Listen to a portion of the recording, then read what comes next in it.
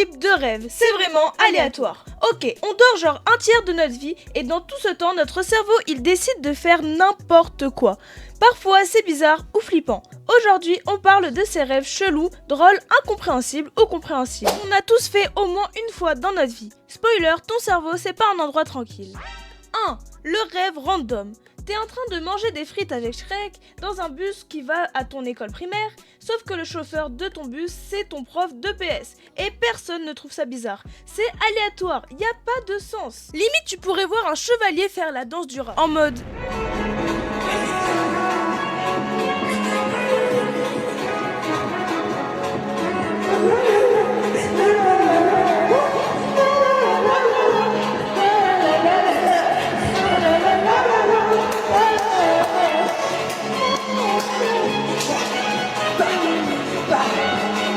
Le pire, c'est qu'avec ce type de rêve, t'es même pas capable de t'en rappeler complètement. Et comment veux-tu expliquer ça à une personne qui n'était pas dans ta tête ?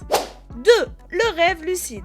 Tu rêves puis tu te rends compte que tout est possible. Tu te mets à voler, tu manges 15 McDo d'affilée, tu changes de décor comme si t'étais sur Minecraft. Tu contrôles tout. Mais parfois, il y a un petit cauchemar qui débarque. Un monstre, un cri, une ombre. Toi, t'es dans le rêve et puis t'es là, en mode... Non, je rêve, mais t'es bien un monstre. Toi, dans le rêve, t'es là en mode « Non, je rêve, mais pourquoi il y a un monstre ?» T'as juste à faire CTRL-Z et il disparaît. Tu es le ou la boss de ton rêve. Maintenant, on va parler des cauchemars du sommeil profond. C'est pas un jumpscare, c'est pire. T'es dans un rêve, mais y a rien qui va. Tu cours, mais au ralenti. Tout est stressant, flou, moche, mal éclairé.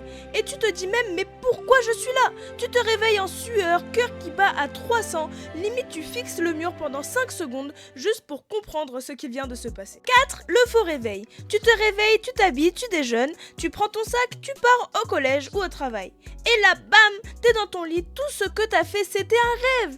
Tu dois tout refaire, te rhabiller, remanger. C'est pas effrayant, c'est juste énervant. 5. Le rêve où tu tombes. Tu marches tranquille et paf, tu tombes dans le vide. Ton corps se crispe, tu te réveilles comme si t'avais sauté de l'espace. C'est comme si tu tombais de ton propre lit.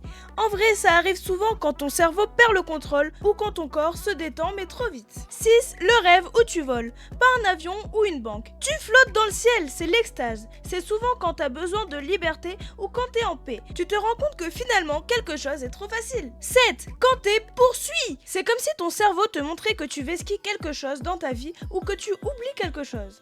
Exemple. T'as oublié de t'excuser, t'évites quelqu'un, etc.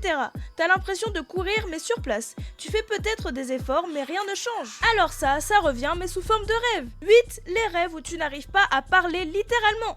Ça rejoint un peu les cauchemars mais ça veut pas dire la même chose. Spoiler, j'en faisais plein quand j'étais petite.